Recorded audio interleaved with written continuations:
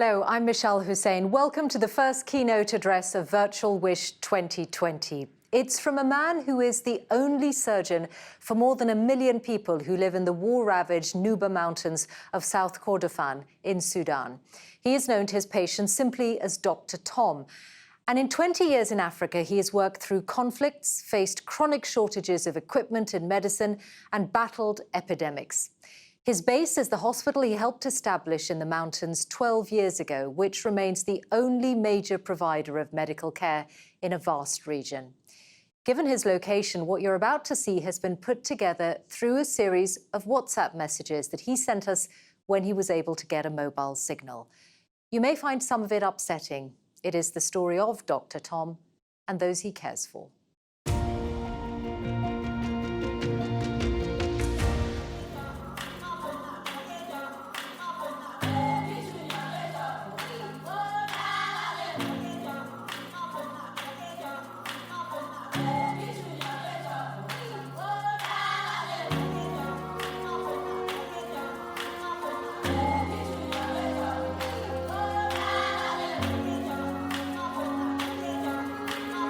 Hello, my name is Dr. Tom Catena, and I have lived and worked in the Nuba Mountains of Sudan for the past 13 years. More specifically, I'm in a rebel-held territory, which is a population of roughly 1.5 million people and is around the size of Austria. It is a region which has known civil war, starvation, and genocide ever since the founding of the Sudan Republic in 1956.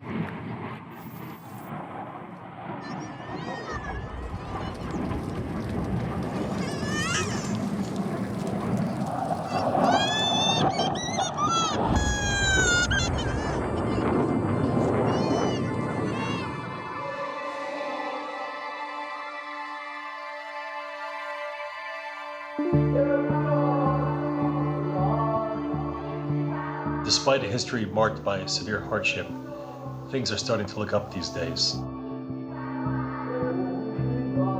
The former regime of Omar al-Bashir has been deposed, the ceasefire is holding, and the rebels have started peace negotiations with the transitional government.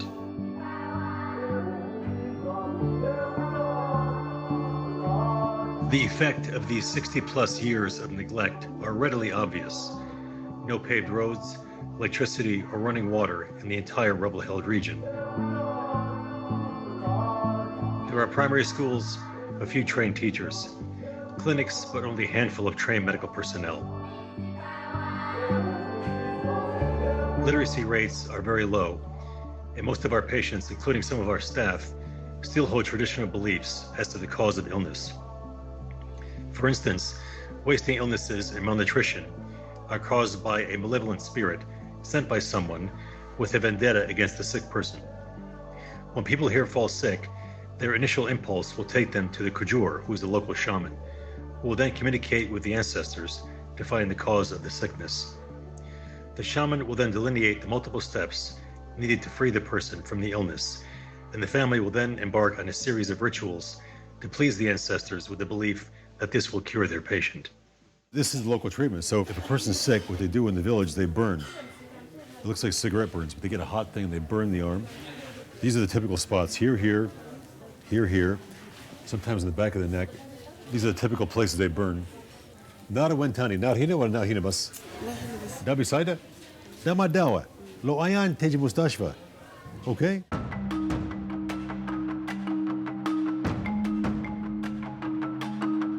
It was in this environment that we opened our hospital in March 2008, initially designed to have 80 beds and offer basic services. At that time, there was not a single high school graduate in the rebel-held area. Our initial staff consisted of 8 expatriates from Kenya and Uganda, and 15 local Nuba staff, with primary 8 being their highest level of education. I was the only doctor. Due to great demand, we quickly expanded to a 435-bed hospital, offering everything from pediatric surgery to chemotherapy for cancer patients. Let's start the rounds. Very fast today, okay, with a lot of people to see. Our small expatriate staff work continuously to train our growing on-the-job trained staff. All of the on-the-job training paid off.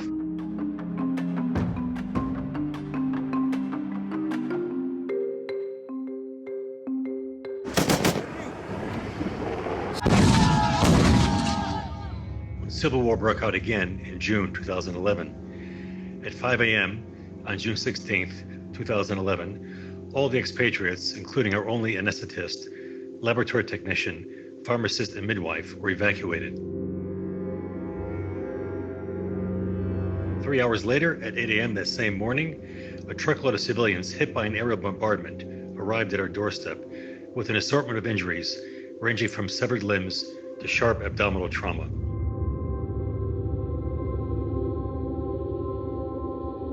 George, okay, George. All right. Now, hopefully it's not bad, we'll see. So this is a typical case here for the Antonov bomber. His nose is completely missing. It'll heal, we have to wait for it to heal over, but to try to get the nose back, it's something beyond what I can do. It was just the way the shrapnel was, the way he was. Inte mashi kandak wala win? Teaching. Huh? Teaching. Teacher. He was teaching. He was teaching. As he was getting down, the bomb hit you. Yeah. Were the children okay? All the children are okay. How many children were there? 75. 75. Yeah. Was the school destroyed? Yeah. Juma, I need a light. Have to catch me. Doesn't make any sense. None of that stuff makes any sense. It's all completely pointless. All this stuff is ridiculous. All right. Well. Our staff didn't miss a beat, and all those patients received excellent care and survived their extensive trauma. Even though our on-the-job trained staff performed heroically, we realized we needed a fully trained staff in all the medical disciplines in order to reach our full potential.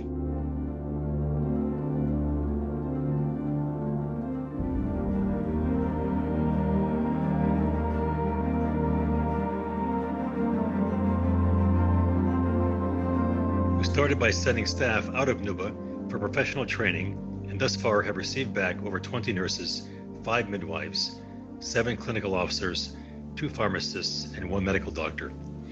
We have several more nurses and midwives and 2 more medical doctors in training. This has been a tremendous upgrade in our Nuba medical capacity over these past 13 years. But despite these efforts, there remains a huge deficit in medical personnel in Nuba.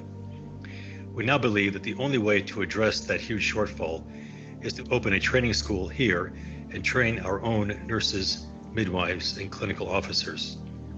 We are now in the early planning stages of this school and hope to have it up and running within the next year.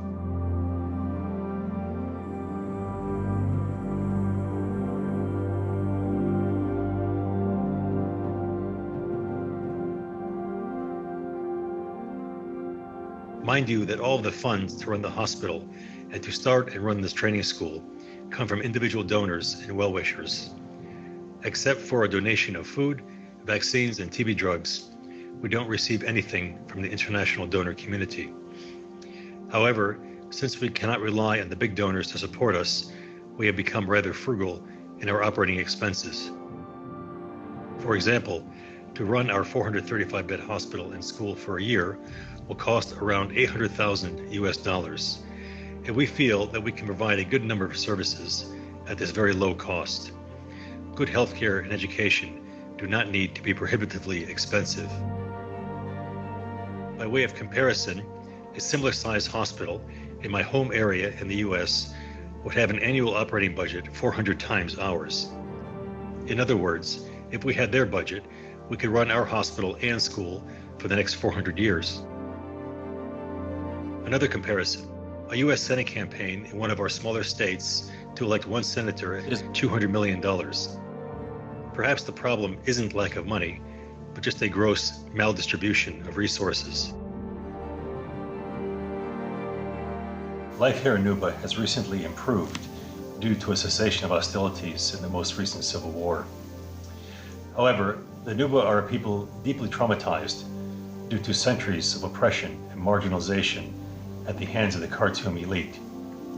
These people have experienced the humiliation and degradation of slavery in their own lifetimes and have grown accustomed to being treated as second-class citizens in their own country. They have little hope that they will be treated as the equals of the Northerners, and this feeling has been one of the main reasons for the protracted civil wars. His leg was blown off and his arm was blown off. So he had to amputate his leg at the hip joint. So he's totally gone. He doesn't have enough left to do a prosthesis. So he can't get a prosthetic leg. The arm is not enough left for a prosthetic arm. So I don't know what to do with the guy.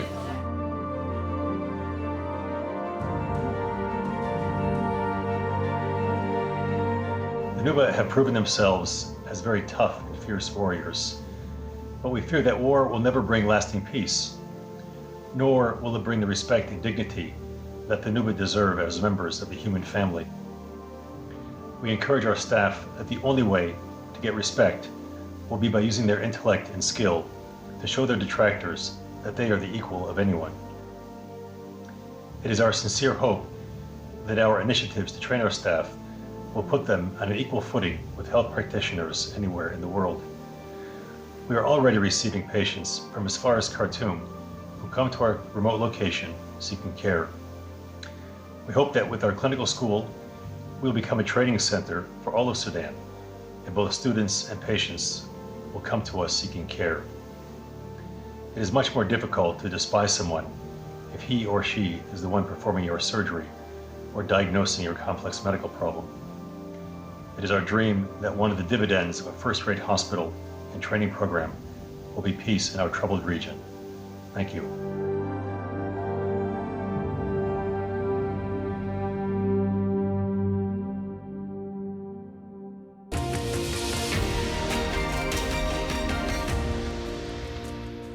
The extraordinary Tom Catena. Thank you, Dr. Tom, and thank you also Kenneth Carlson, the producer of The Heart of Nuba, for providing the footage that accompanied Dr. Tom's words. And that concludes the sessions today in the Al Tabari Theatre. There is more right now, however, in the Ibn Sina Theatre, a masterclass by Henry Timms from the Lincoln Center for the Performing Arts on the topic of new power. Thank you.